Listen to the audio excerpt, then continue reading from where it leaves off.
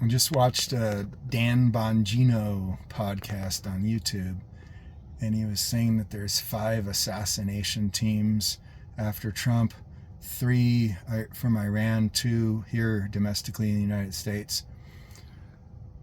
I didn't want to go on here and talk about the assassination of Trump attempted assassinations. But it seems like people can't get the most simplest things, like so often in life. So I thought I would explain, as you could see in the JFK assassination, if you just simply Google search Secret Service stand down JFK or JFK Secret Service stand down, you will see a video of the final last detail right up close to the president being called off just before he enters into the fatal funnel there at the assassination. Of course, before that, Colonel Fletcher Prouty, who was responsible for the Department of Defense or the military side of JFK's security detail, was sent on vacation for 2 weeks. So anyway, it's very clear historically and by plenty of patterns from the past that there's 2 parts to an assassination. The first part is removing the security, period. Removing the security. So when you go back and look at the deal in July when the President Trump was shot, you'll see that he had no protection. As a matter of fact, it was, think of it this way. Okay. His protection was removed entirely. How can you say that? Well, because the guy who came with a rifle to shoot him was not impeded at all. As a matter of fact, just to add insult to injury, he climbed on top of a building where all the law enforcement were. It's not even funny, but it's laughable because it's so ridiculous. It's so extremely obvious. And so not only did Donald Trump not have any protection at all, he had a team that after he was shot silenced the shooter so it'd be easy to cover up any information. The way actual protection or security would have worked is that they would have shot the guy with the rifle before he shot at Trump. That would be security. Or they would have stopped him as he walked into the perimeter. They would have stopped it beforehand. The fact that they let the guy get the shots off, now killing him afterwards is almost like Jack Ruby killing Oswald. It's to bury what happened, even though Oswald was a patsy and this guy Crooks on the roof was actually a real shooter. It's to silence him. The other thing the Secret Service did that was worse than having no protection at all is they made sure that no people in that event that would stop somebody like Crooks, in other words, just the average everyday Joe, that they were weaponless and harmless. So basically they disarmed all the good people, the non-criminals, non-murderers. They were disarmed. And then the murderer, the one murderer that was there on the scene, he was allowed to bring all of his equipment, including his rifle. Furthermore, after the shots rang out, instead of getting the target off the X, removing Trump, who was the target for those bullets, removing him off of the target, they kept him there. They pulled him down and kept him right on the X for like a couple more minutes, almost as if to make sure that all the shots were done being fired or that the job was finished or something. I don't know. So now with this latest attempt, we find out that again, on the golf course, the Secret Service did not check the perimeter just like they did on the first attempt. So at this point, we could see that the dark state, whatever you want to call it, these secret entities and powers, will stop at nothing. They've had him arrested. They've had him prosecuted. They've had him impeached. They've had him actually shot, and then shot or attempted shot at, not shot at the second time maybe, but attempted. But both were assassination and murder attempts that were very real. There's so many levels of attack, and then all the media, and then the business shutdowns during COVID, and on and on and on it goes, these layers and layers. What you have to realize is the people who are doing this are the same people who shot JFK. It doesn't matter if it's the exact same people. It's the same entity, the same group that live on. And what they did with Kennedy, think about this, driving through Dallas in broad daylight while hundreds of people are watching the motorcade. Proud patriots wanted to see their president, wave hi to him as he drives by. They blew his head off. They blew a big chunk of his head off by multiple shooters. They had at least 3 sniper teams there to make absolutely sure that he was killed. And they could have killed him any secretive way or more discreet or a way that wasn't so graphic, they chose that method on purpose as a statement to project forward into the future that if you don't do what I say, this is what you get. Now we see this with Trump. We see these ongoing layers after layers after layers of attack.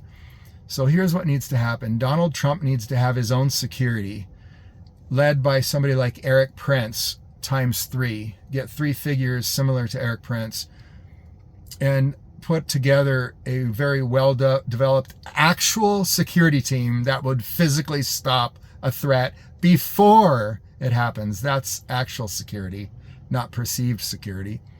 You need to do that. That's what the Trumps need to do. So Eric Trump, Don Jr., Donald Trump, whoever could possibly do this, you need your own security. It needs to be really good, top actual security.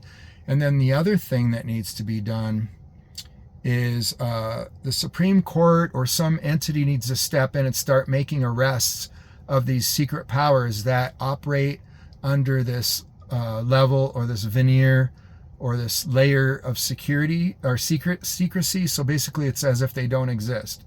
There's enough evidence in there, and there's enough people that are known, and you'll find these are within government, acronym agencies and things like this. There needs to be arrests made by local sheriffs, by local judges, by 3-judge panels, by the Supreme Court needs to step in. Some government, legitimate legal entity needs to stop in and start shutting this down. The compromise in the Secret Service, that while they gloriously protect George Bush Jr. with surface-to-air missiles, sniper teams, amazing Secret Service protection he had. They oversee the entire perimeter by far as the eye can see, more than 1,000 yards out. They're ready to take down airplanes. Amazing. George Bush Sr.'s Secret Service protection was extreme. It was tight. They're not letting anything get in. And then it's laughable, but not funny, the kind of protection that a Donald Trump has. And it's not about being president or not being president. It's about protection or security. Donald Trump has no security. He has none. Actually, he has worse than no security, because again, it gives the impression or the perception of security of weak people that don't know what security is. Or even Donald Trump himself, it's not his job to know everything about security. He doesn't need to. He should be able to trust protectors, but he's misled and he's not being protected. So we're in a bad situation here. We are at war now. We're at war between people that are pressing against this dark state and the dark state itself. So we have like Dan Bongino and Sean Ryan and Tucker Carlson, Donald Trump himself, Candace Owens. A lot of people are pressing against and actually fighting and using this First Amendment this war that we're currently in, that's mostly a cold war, but it went hot, when bullets starts flying. So we're at that war now, and it's a war of ideals. And like Alex Jones named his thing Infowars. I don't even know when that started, but we were using that term in the early 90s because it's an information war right now, mostly. But we need to, this dark state needs to be physically stopped. There needs to be arrests made. It needs to go all the way back to the Clintons and the boys on the railroad tracks and the Clinton body count that, by the way, Rush Limbaugh, mainstream news broadcaster, read on the air over 30 years ago, over 120 bodies. And Mark Lane and others revealed all the mysterious deaths around JFK. So we need to uncover, reveal this stuff. All this needs to come out. We see it all coming out now. We see Hollywood breaking down with the P. Diddy deal, and that's gonna we're gonna see resistance from the dark state as that names, executives and media and recording industry and Hollywood, and that touches on government when they're accused of flying drugs around on their private jets. There's federal agencies that are supposed to keep that from happening. So we're going to see a big mess here, but the truth is going to keep coming out. We're at great times. There's a revival going on.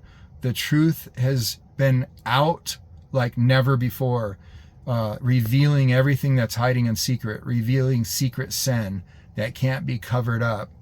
And what we need now is we need law enforcement officials that have integrity, that are loyal to God, to freedom, to liberty, and the Constitution, to start making arrests, mass arrests of people in government and outside of government that are part of this dark state, this criminal conspiracy that's been going on, since the Federal Reserve in 1913, since the founding of our country, probably.